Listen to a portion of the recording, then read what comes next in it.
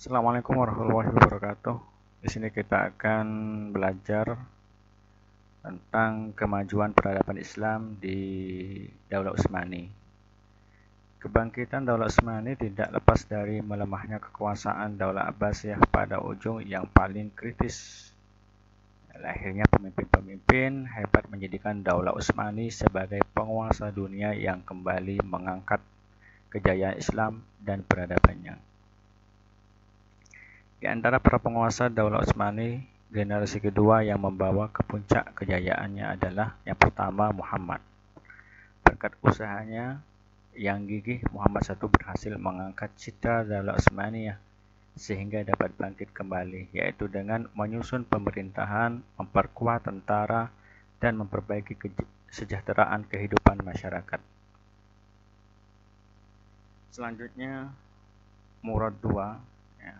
Prioritas utama perjuangan adalah merangkul kembali daerah-daerah yang terlepas dari Daulah Utsmani sebelumnya, yaitu daerah Asia Kecil, Saloniki, Albania, Falah, dan Hongaria.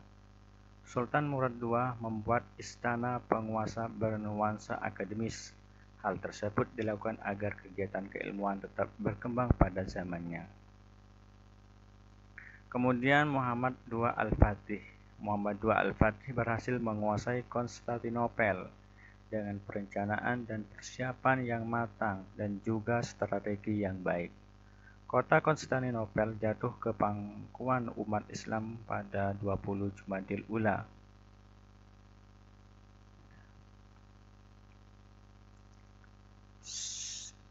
(857 Hijriah) atau 29 Mei 1453 Masehi. Setelah memasuki Konstantinopel, di sana terdapat sebuah gereja Hagia Sophia, yang sekarang dirubah lagi pada zaman baru-baru ini. Presiden yang baru ini mengubah menjadi masjid lagi. Ini dari masjid ke gereja, kemudian ke masjid lagi. Jadi Al-Fatih memasuki gereja tersebut yang digunakan sebagai tempat perlindungan terakhir para pendeta, rahib, dan masyarakat. Al-Fatih dengan kebaikan akhlaknya memberikan sikap kebijakannya dan perlindungan kepada seluruh penduduk Konstantinopel, umat Islam.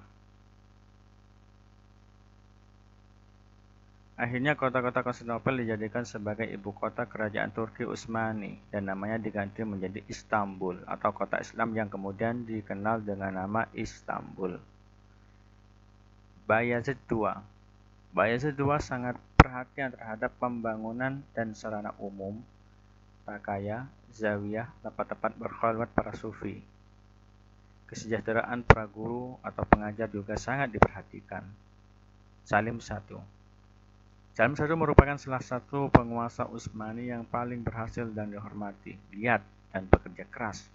Meski masa kekuasaannya terbilang singkat, para sejarawan sepakat bahwa Salim I telah mempersiapkan Daulah Utsmani untuk mencapai titik puncaknya pada masa putra dan penerusnya, Sulaiman Al-Qanuni. Sulaiman Al-Qanuni ini salah satu khalifah yang terakhir pada zaman Turki Utsmani, yang mana beliau melakukan pembangunan yang fenomenal. Pembangunan Masjid Sulaiman, di antaranya 81 masjid jami, 81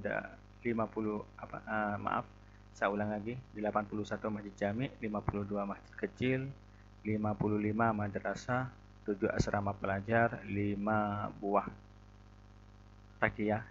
Takiyah ini tempat memberi makan fakir miskin, 7 jembatan, 33 istana, 18 persanggahan, 5 museum, dan 33 pemandian umum. Selanjutnya kemunduran Daulah Utsmani. Daulah Utsmani berakhir pada tahun 1909 Masehi dan benar-benar dihapuskan pada tahun 1924 dan berganti menjadi Republik Turki. Runtuhnya Daulah Utsmani setidaknya disebabkan oleh faktor-faktor sebagai berikut. Yang pertama, kondisi pemerintahan yang lemah dan kemerosotan akhlak para pemimpin atau para pimpinan pimpinan Daulah Utsmani. Kemunduran Daulah Utsmani dimulai ketika para pemimpin dijangkiti penyakit yang menyerang bangsa-bangsa sebelumnya. Cinta dunia, pola hidup mewah dan berfoya-foya, sikapnya iri hati, saling membenci, dan banyak perilaku zalim dari penguasa.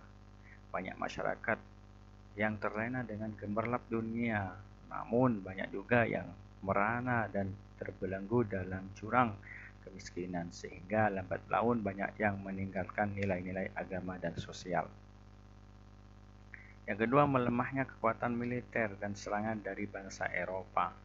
Sebelum terjadinya Perang Dunia I yang mengakhiri Daulah Utsmani, banyak terjadi upaya penyerangan dari raja-raja Eropa. Hal ini sudah dimulai sejak akhir abad ke-181. Yang terakhir, gerakan oposisi sekuler. Selain serangan dan konspirasi dari pihak luar, Daulah Utsmani juga mendapat perlawanan dari organisasi sekuler dan nasionalis. Dalam perjuangannya, mereka banyak dibantu oleh pihak barat untuk mewujudkan cita-citanya. Puncaknya terjadi pada tahun 1909 Masehi dengan dalih gerakan mogok massal. Organisasi Persatuan dan Kesatuan berhasil memasuki Istanbul, menyingkirkan Abdul Hamid II dan melucuti dari pemerintahan dan keagamaan. Setelah itu, hanya tinggal simbol-simbol Daulah Utsmani.